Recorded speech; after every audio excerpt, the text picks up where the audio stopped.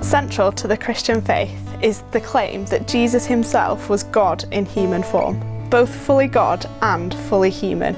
It's the historical event of Christmas.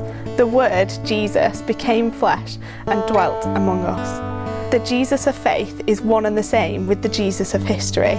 Faith is once again rooted in fact. I mentioned in the earlier video that when it comes to the question of Jesus' identity, we have three choices.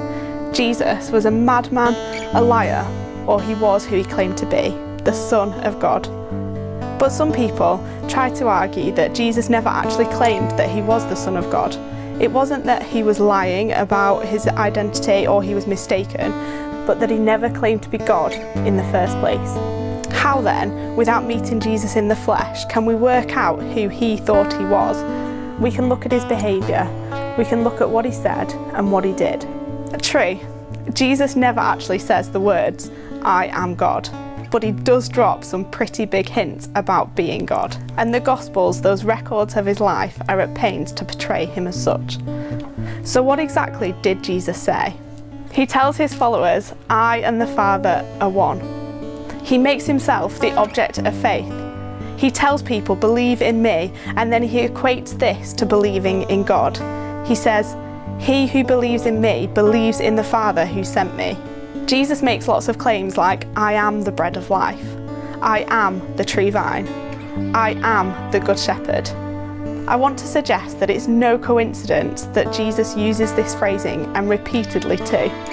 You see, in the Old Testament, when Moses asked God what his name was, God replies, "I am."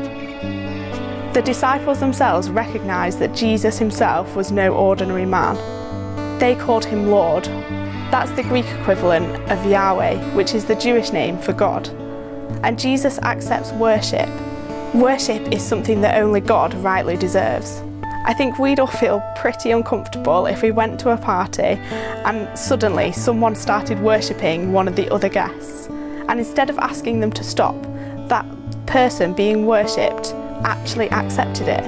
Well, this is exactly what Jesus does in the Gospels when Mary worshipped him at Simon's house by pouring perfume on his feet. How else did Jesus behave? Well, Jesus performed miracles. He healed the sick, he fed 5,000 people with 5 loaves and 2 fish, and he even raised the dead to life. We're also told in the Gospels that Jesus spoke with authority, not like the other teachers of the law. Jesus forgives sins, like in Mark chapter 2, when he healed the paralysed man. He said to him first, "Your sins are forgiven." Now the religious leaders of course get very angry at this, and they ask, who can forgive sins but God alone? Well, that's a very good question.